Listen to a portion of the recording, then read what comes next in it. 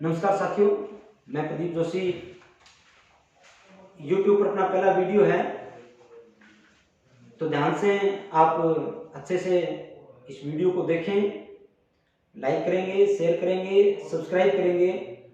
देखें, ये जो अपने वीडियो बना रहे हैं, रीट, पटवार, राजस्थान पुलिस और भी राजस्थान से संबंधित जितनी भी वैकेंसी है, सारी वैकेंसी के लिए ये अपने काम में आने वाली बातें हैं।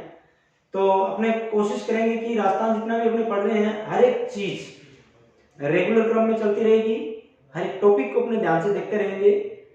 और अपना अभी जो वीडियो में अपने देखेंगे वो सबसे पहली क्लास में रहेगी राजस्थान का भूगोल, और राजस्थान के भूगोल में अपने जो जो बातें अपने करेंगे वो रेगुलर रूप में देखते रहें।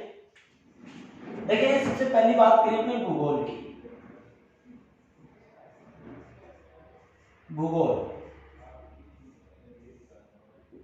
भूगोल क्या है? देखिए साथियों, पृथ्वी की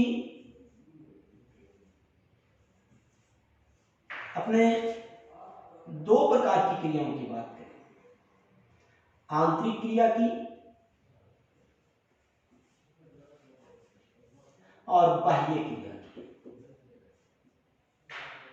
पृथ्वी की आंतरिक और बाह्य क्रियाओं का अध्ययन जिस विषय में हम करते हैं उस विषय को हम कहते हैं भूगोल। यानी पृथ्वी से संबंधित जो क्रियाएं होती है, जिस विषय में होती है, उस विषय को हम क्या कहते हैं? भूगोल कहते हैं। चाहे वो पर्यावरण से संबंधित हो, चाहे पृथ्वी की आंतरिक क्रियाओं से संबंधित हो, जिस विषय में हम कर रहे हैं पृथ्वी की क्रियाओं को उसे हम भूगोल कहते हैं। देखिए, भूगोल का अध्ययन जब हम करेंगे तो सबसे पहले अपने सामने बातें आती है। एक तो शब्द अपने सामने आता है अक्षांश,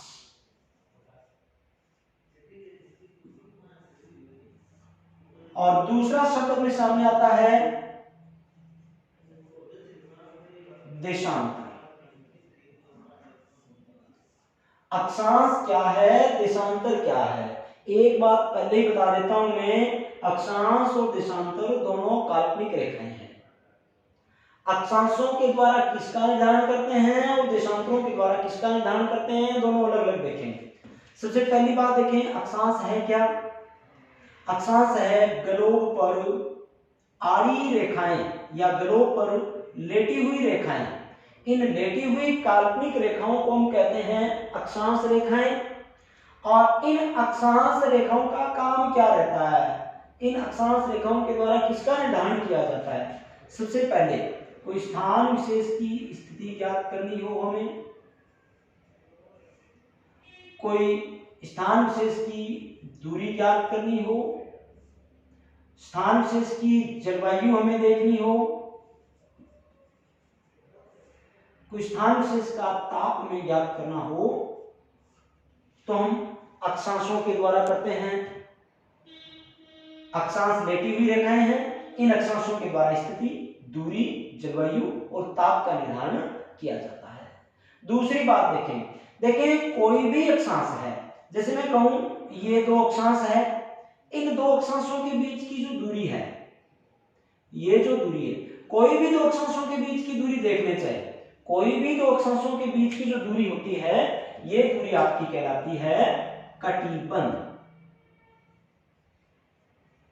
कोई भी दो अक्षांशों के बीच की दूरी कटिबंध कहलाती है। समझ में आ गई बात? अब दूसरी बात देखें, दूरी से संबंधित ही देखें, यहां पर मैंने शब्द लिया है कि कोई भी दो अक्षांशों के बीच की दूरी कटिबंध कहलाती है। दूसरी बात, दो निकटवर्ती अक्षांश हो, जैसे मैं सपोज करें ये आपका 1 डिग्री अक्षांश है, ये आपका 2 डिग्री अक्षांश है, ये आपका 3 डिग्री अक्षांश है, ये आपका 4 डिग्री अक्षांश है। तो नजदीक नजदीक के अक्षांशों की बात कर रहा हूं मैं, चाहे 59 से 60 डिग्री की बात कर रहे हैं, 41 से 42 डिग्री अक्षांश की बात कर रहे हैं, 80 से 81 डिग्री अक्षांश के बीच की बात कर रहे हैं। ये जो निकटवर्ती अक्षांश होते हैं, इन निकटवर्ती अक्षांशों के बीच की जो दूरी होती है, यहां पर देखेंगे आप, ये जो दूरी है, इस दूरी को हम कहते हैं साथियों, ये दूरी जो होती है आपकी 110.67 किलोमीटर या 111 किलोमीटर मानते हैं। दो निकटवर्ती अक्षांशों के बीच की दूरी आपकी 110.67 किलोमीटर या 111 किलोमीटर है। बात समझ में आ गई होगी। इसके बाद हम चर्चा करें। देखें अक्षांश जो है, इन अक्षांशों के आधार पर पृथ्वी को हमने दो गोलार्धों में विभाजित कर रखा है। पृथ्वी को दो गोलार्धों में विभाजित कर रखा है और ये विभाजन करता है वही 0 डिग्री अक्षांश रेखा। ये विभाजन आपका 0 डिग्री अक्षांश रेखा के द्वारा होता है। इस 0 डिग्री अक्षांश रेखा को हम कहते हैं भूमध्य रेखा। इस 0 डिग्री अक्षांश रेखा को हम कहते हैं विषुवत रेखा।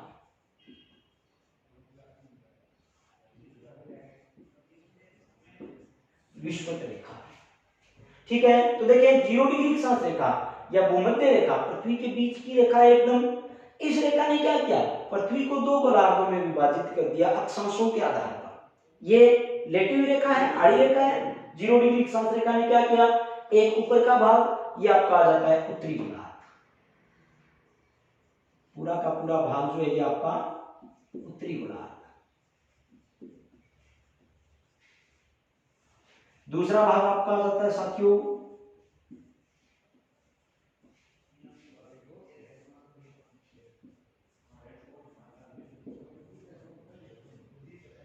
दक्षिणी गोलार्ध। बात समझ में आ गई होगी, उत्तरी गोलार्ध और आपका दक्षिणी गोलार्ध। तो अब हम भारत की स्थिति देखें कि अक्षांशों के आधार पर हिंदुस्तान की स्थिति कहां है। तो देखिए ये 0 डिग्री अक्षांश रेखा है, बाद में उत्तरी गोलार्ध में चलेगी 1 डिग्री अक्षांश भी आएगा, 10 डिग्री भी आएगा, 15 डिग्री भी आएगा, क्रमशः आते रहेंगे। जब 23.5 डिग्री उत्तरी अक्षांश रेखा हमें मिलेगी ना, ये जो आपकी 23.5 डिग्री, ये 23.5 डिग्री उत्तरी अक्षांश रेखा उत्तरी गोलार्ध में है, इसलिए उत्तरी अक्षांश शब्द दिया है। इसको हम कहते हैं कर्क रेखा या ट्रॉपिक ऑफ कैंसर। इस रेखा को हम 23.5 डिग्री उत्तरी अक्षांश रेखा या कर्क रेखा या ट्रॉपिक ऑफ कैंसर नाम देते हैं। दूसरी बात करें, ये आपकी आ जाएगी दक्षिणी गोलार्ध में और ये आपकी रहेगी 23.5 डिग्री दक्षिणी अक्षांश रेखा या इसको हम कहते हैं मकर रेखा। 23.5 डिग्री दक्षिणी अक्षांश रेखा या मकर रेखा। देखिए इससे हमें कोई मतलब नहीं है, हमें भारत की स्थिति देखनी है, इसलिए 23.5 डिग्री उत्तरी अक्षांश रेखा जो है इसको हमें काम में लेना है। क्यों?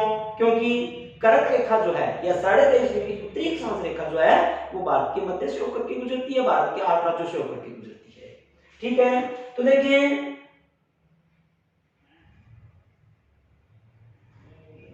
ये भारत की स्थिति है साथियों कर्क रेखा।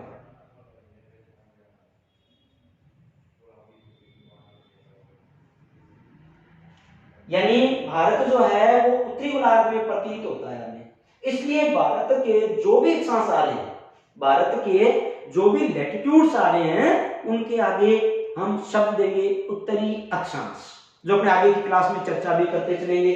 राजस्थान के जो भी अक्षांश आएंगे उन अक्षांशों के आगे हम लिखेंगे उत्तरी अक्षांश। ठीक है, तो अक्षांशों के आधार पर हमने देखा कि भारत की स्थिति और भारत के राज्यों की स्थिति जो है वो उत्तरी गोलार्ध में स्थित है, उत्तरी गोलार्ध में है। ठीक है, इसके बाद में अक्षांशों की बात और करें, अक्षांशों की कुल संख्या।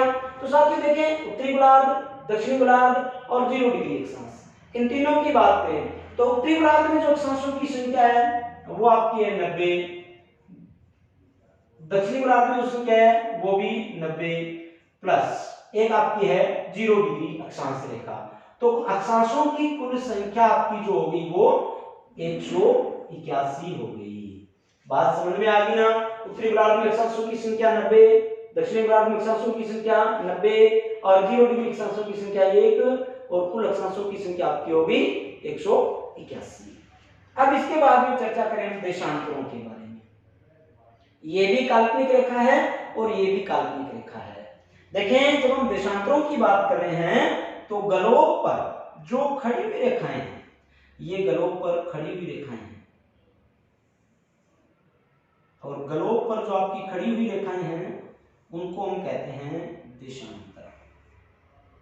ये ग्लोब पर खड़ी हुई रेखाएं क्या कहलाती है? देशांतर कहलाती है। ठीक है, जैसे अक्षांशों के आधार पर हमने देखा कि अक्षांशों का काम जो है कोई स्थिति का निर्धारण करना है, कोई दूरी का निर्धारण करना है, कोई जलवायु का निर्धारण करना है, कोई ताप का निर्धारण करना है, तो किसको काम में ले रहे हैं? अक्षांशों को। वैसे ही अगर कोई समय का निर्धारण हमें करना हो, समय का निर्धारण अगर हमें करना हो तो फिर वो काम कौन करेगा साथियों? देशांतर करेगा। देखें, 1 डिग्री देशांतर को पार करने में सूर्य की किरण को 4 मिनट का समय लगता है। 1 डिग्री देशांतर को पार करने में सूर्य की किरण को कुल कितना टाइम लगता है? 4 मिनट का समय लगता है। तो देशांतरों के द्वारा समय का निर्धारण किया जाता है, अक्षांशों के द्वारा स्थिति, दूरी, जलवायु और ताप का निर्धारण किया जाता है। देखें, अक्षांशों के आधार पर हमने यहाँ पर देखा है कि दो अक्षांशों के बीच की दूरी तो ये है भाई साहब 110.67 किलोमीटर है।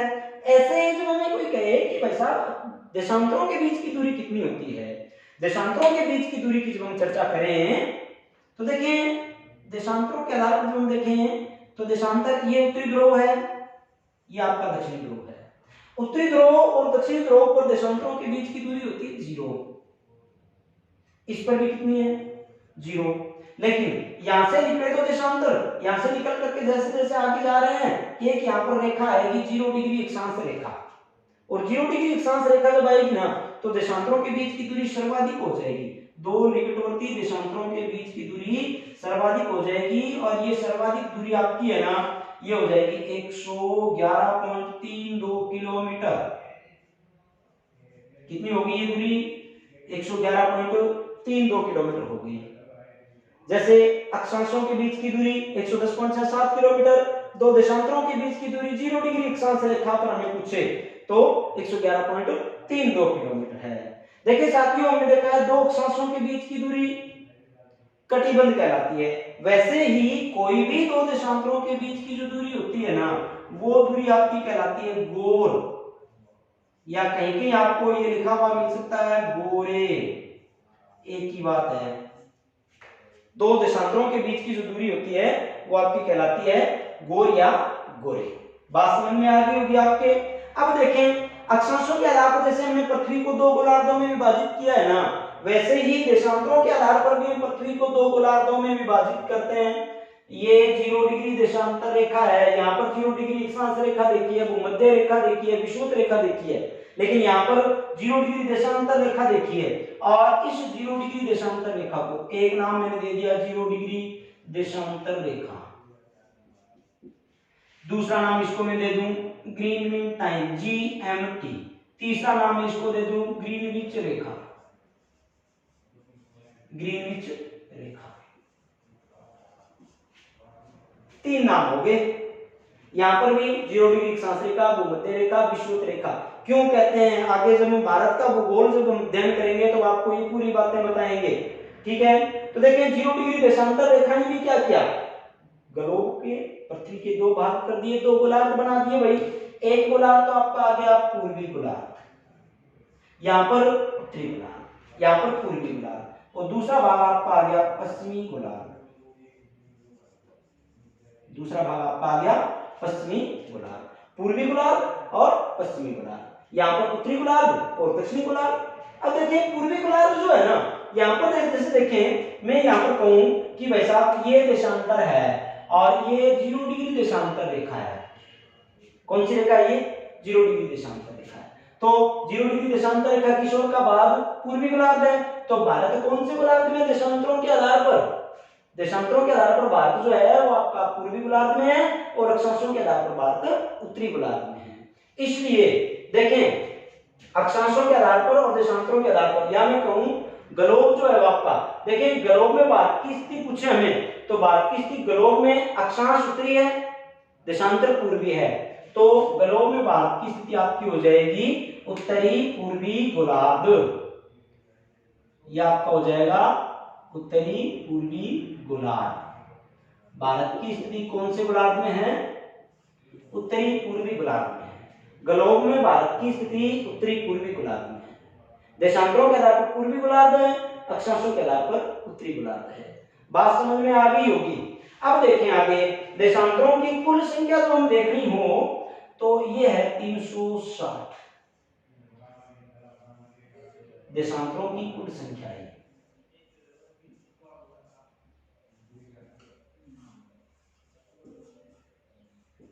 देशांतरों की कुल संख्या आपकी है 360।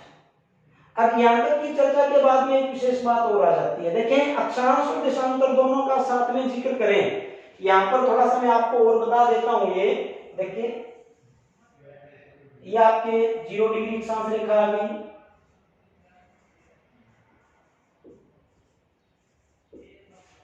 ये आपके 0 डिग्री देशांतर रेखा आ गई,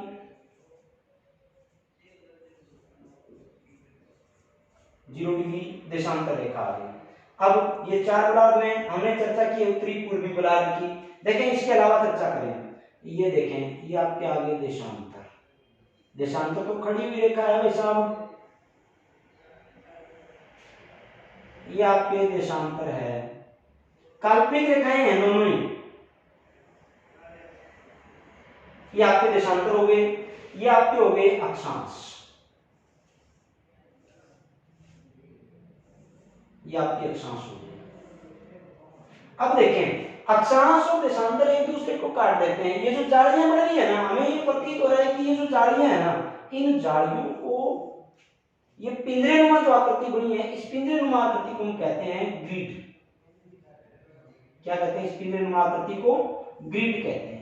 यानी अक्षांश और देशांतर एक दूसरे को काट करके जो जालीनुमा संरचना बना रहे हैं, इस जालीनुमा संरचना को हम क्या कहते हैं? ग्रिड कहते हैं। इस जालीनुमा संरचना को एक बार और बता देता हूं दोबारा। देखें,